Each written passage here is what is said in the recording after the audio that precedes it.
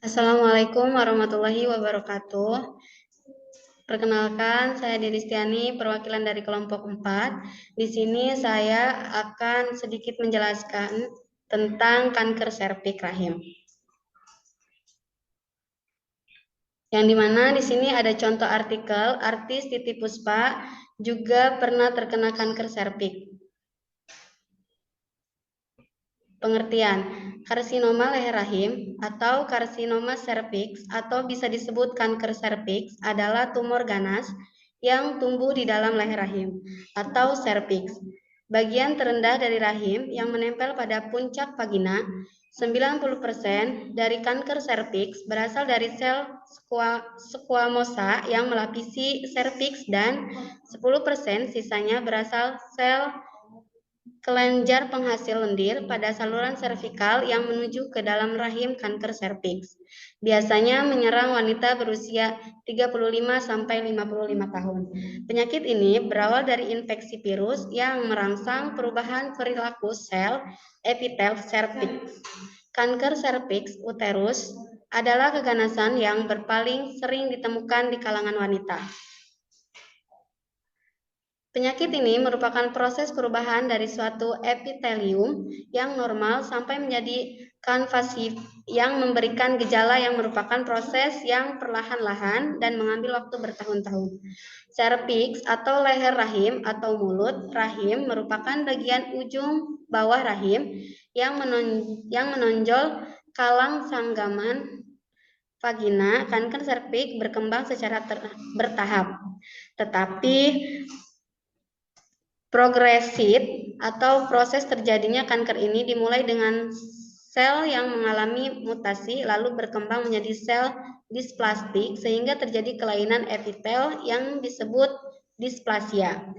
Dimulai dari displasia ringan, displasia sedang, displasia berat, dan akhirnya menjadi karsinoma in situ atau KIS. Kemudian berkembang lagi menjadi karsinoma invasif. Tingkat displasia dan KIS dikenal juga berbagai tingkat prakanker. Dark displasia menjadi karsinoma in situ diperlukan waktu 1–7 tahun. Sedangkan karsinoma in situ menjadi karsinoma masih berkisar 3–20 tahun. Di sini ada gejala klinis kanker serviks.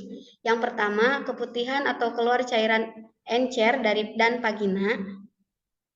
Getah yang keluar dari vagina ini makin lama akan berbau busuk akibat infeksi dan nekrosis jaringan. Yang kedua, perdarahan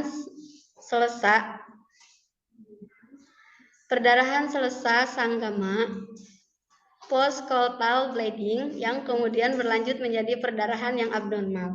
Yang ketiga, timbulnya perdarahan setelah masa menopause.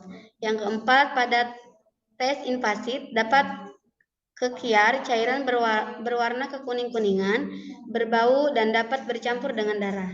Timbul gejala-gejala anemia bila terjadi perdarahan kronis. Yang keenam, timbul nyeri panggul atau pelvis atau di perut bagian bawah bila ada radang panggul. Bila nyeri terjadi di daerah pinggang ke bawah, kemungkinan terjadi hidronefrosis. Selain itu, bisa juga timbul nyeri di tempat-tempat lainnya. Yang ketujuh, pada stadium lanjut, badan menjadi kurus kering karena kurang gizi. Endema kaki, timbul iritasi kandung kencing dan proses usus besar. Bagian bawah rektum, tentunya pistel vesikovaginal atau rektovaginal, atau timbul gejala-gejala akibat metastasis jauh. Faktor penyebab kanker serviks atau HPV, Human Papilloma Virus, merupakan penyebab terbanyak. Sebagai tambahan, perokok sigaret telah ditemukan sebagai penyebab juga. Wanita perokok mengandung konsentrat nikotin dan kotinindid alam serviks. Mereka yang merusak sel.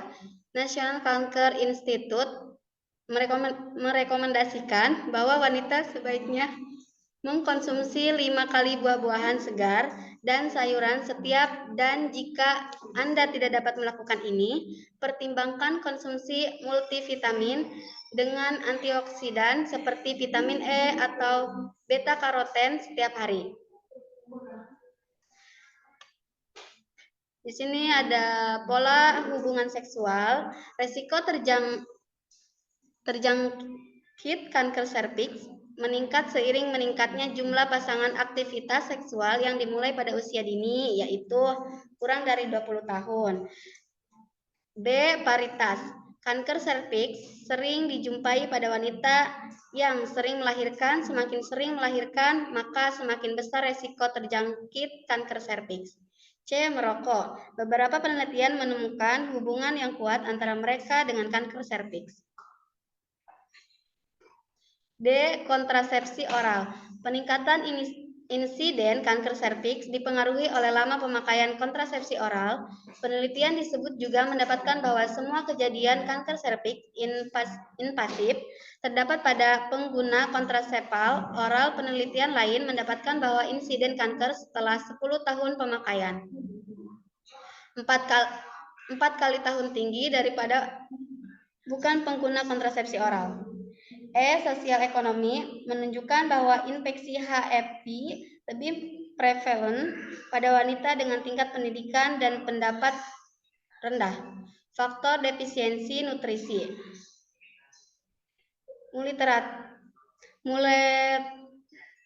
Muleritas dan kebersihan genital juga diduga berhubungan dengan masalah tersebut. Ada F, pasangan seksual. Penggunaan kondom yang frekuen ternyata memberi resiko yang rendah terhadap terjadinya kanker serviks. Rendahnya kebersihan genitalia yang dikaitkan dengan sirkumisi juga menjadi pembahasan panjang terhadap kejadian kanker serviks. Jumlah pasangan ganda selain istri juga merupakan faktor resiko yang lain. Di sini ada pengobatan untuk kanker serviks. Yang pertama itu pembedahan pada karsinoma ini, kanker yang terbatas pada lapisan serviks paling luar. Seluruh kanker seringkali dapat diangkat dengan bantuan pisau, bedah, ataupun melalui